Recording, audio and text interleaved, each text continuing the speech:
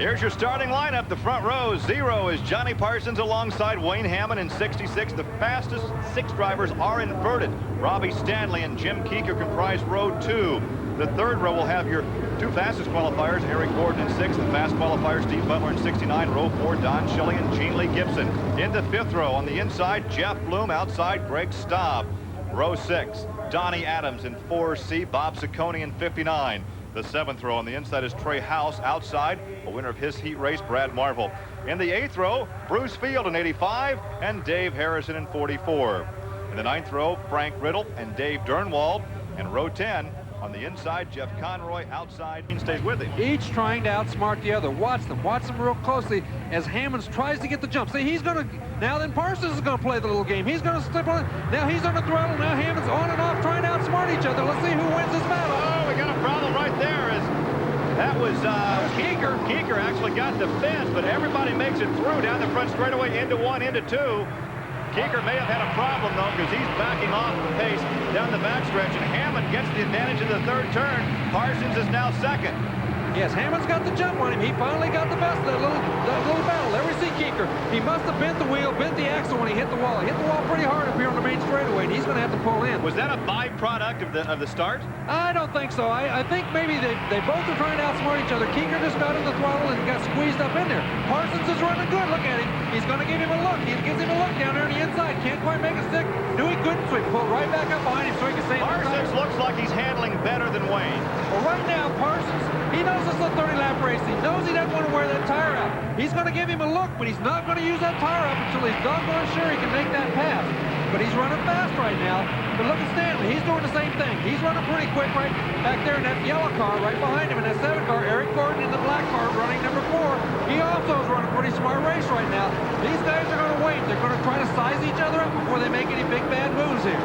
You're saying it's a little self-discipline right now, a little patience. Well, they've all seen this happen. They've all seen each other go out there and blister tires, do silly things early in the race when it wasn't really necessary. They want to make sure they've got a good, clean, clear shot before they give a guy a shot going around. Now all of a sudden we have a freight train into 1, into 2. Parsons gets a little high. Stanley back there in 3rd. Eric Gordon is 4th. And 5th now is Butler. Everybody's closed in on them. These guys up there in front, they're not going to be able to stay those tires very long. They better start thinking about making a move. Oh, look at this. Hammond gets way sideways. Parsons is going to beat him out in there. Had to. Parsons had the line. He had the line on him. I'm surprised Hammond's got back up in there, but look at Stanley. He ducks right down under him. He can't quite make it stick, though. Remember the last time here, Stanley at Raceway Park was involved in a crash that took him out, but he has won back-to-back features at the High Bank Winchester Speedway.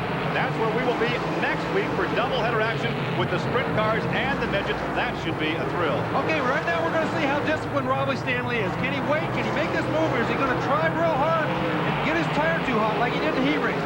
Right now, he's a young guy. Oh, look at Butler. He stuck his nose down in here, but he couldn't make it stick either. This is a great race, and I think that's Gene Lee Gibson back there in that red car. He's caught up with the rest of them, too. Gene Lee and then Don Schilling in the black car. We got 7 or 8 guys that are right to hunt. Any one of these guys with the right brake, the right move to win this race. Eric Gordon now, he's giving him a look. He started a little, tuck his nose right under Robbie Stanley a little bit right there. This is a situation where a driver cannot run over the nose of his race car. He has to look ahead. Look at Gordon. Look at Gordon. He moved right on the outside of Stanley. Can he make it? No, he couldn't make it stick.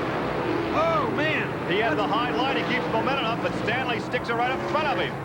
Yeah, Stanley didn't give him any room. He made him move over right there. He said, I'm taking the groove back, pal. You better look at it. Well, you can see about 5 or 6 car lengths now. The advantage for Johnny Parsons. How long has it been since Johnny Parsons has won a sprint car race? I don't know. It's been a while, though. Johnny Parsons is a very talented guy, but he's had some terrible luck over the years.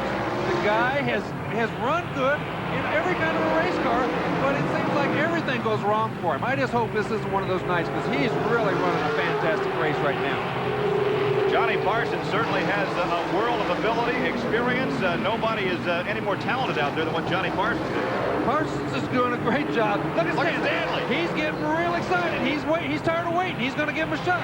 He tried to give him a shot coming off the corner. He moved down under him. Now then look at Hammonds. He got a little bit excited there when he saw that nose come under there. He speeded up. He's going to help Eric Gordon. He had that tire hot. He was smoking that tire, so this may give him an opportunity to come back.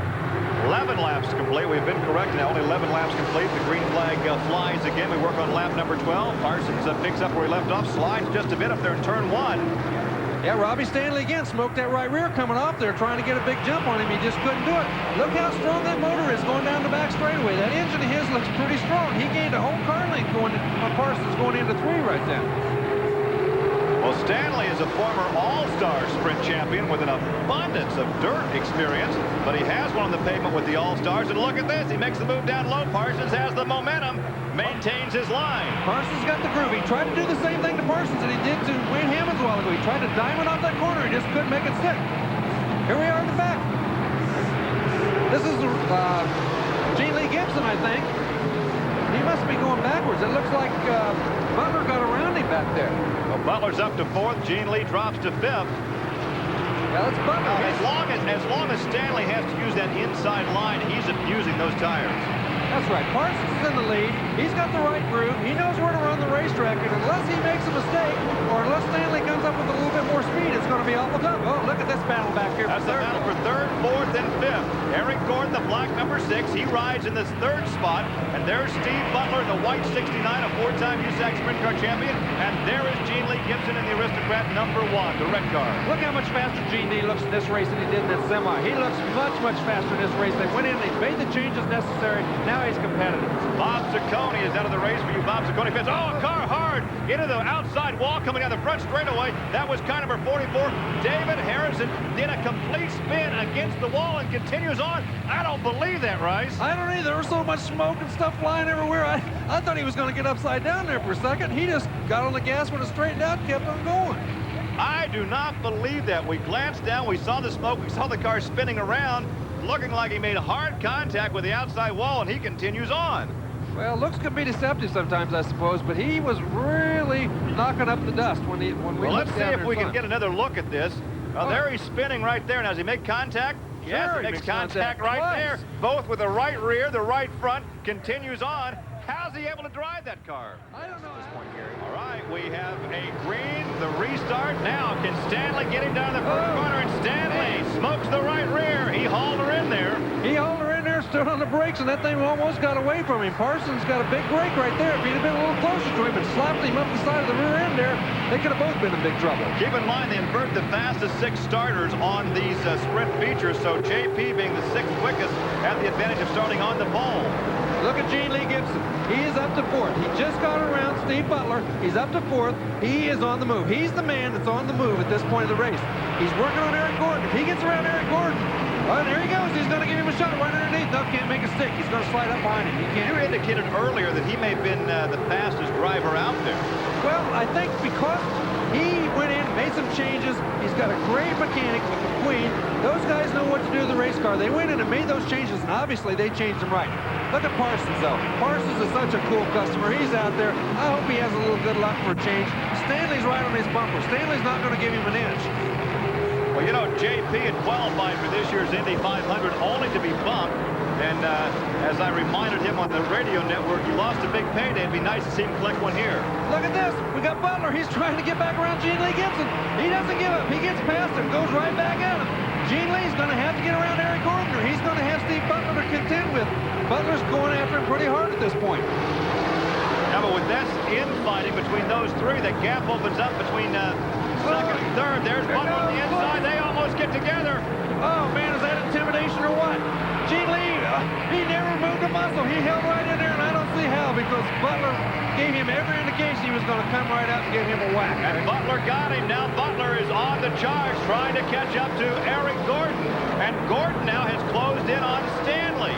Yeah, it looked like Butler having, Eric Gordon had a little trouble getting in the corner. He got sideways. When he did, he killed his momentum, and bingo, bango, there went Butler right on around him. You know, Butler is featured in this month's issue of Open Wheel Magazine. You see that first sprint car ride he ever had? Would you climb in that box? He's come a long way, baby. He's come a long way. A 4-time USAC Sprint champion, the only driver to win 4 titles, the only driver to win 3 in a row. And look at this battle for the lead.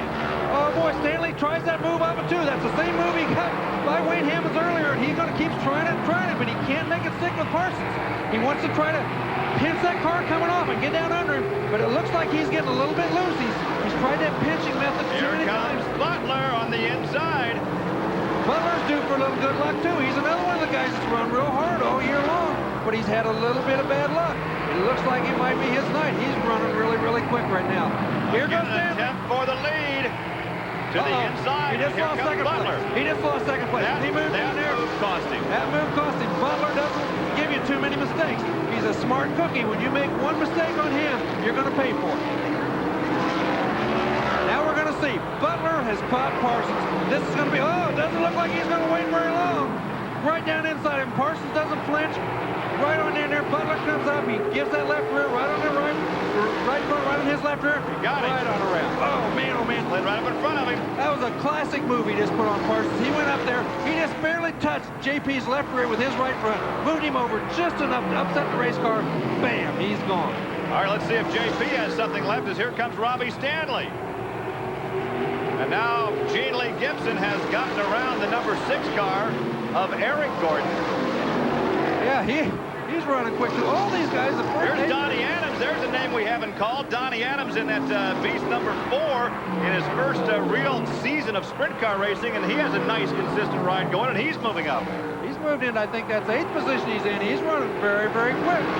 The race right now is for 2nd position. Oh, Robbie Stanley's still working on Parsons. There he goes. He's going to try to pinch it down under him, see if he can get around. Robbie, that J&J chassis underneath the Hoffman, that's the Hoffman car's out leading with Butler.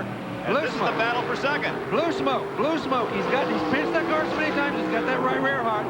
It's going to be hard, but Butler is gone. At this point, it looks like Steve Butler has everything working his way. JP doesn't have enough for him. Stanley can't quite get around JP.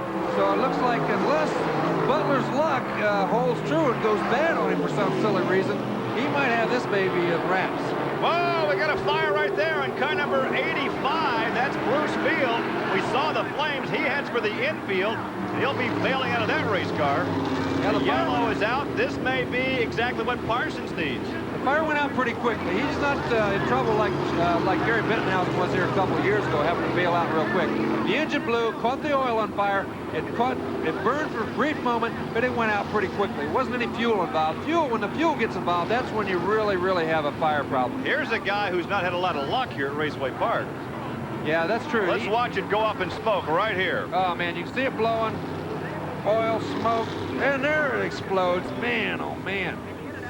That's why you have Nomex long johns and a double-layer driving suit. That's when Bill Simpson and Bell Bell helmets, that's when those guys... Well, there's a lot that JP can do right now in 2nd position. The green flag flies. We have 3 laps to go in the Carquest Classic here at Indianapolis Raceway Park. Let's see if JP has an ace.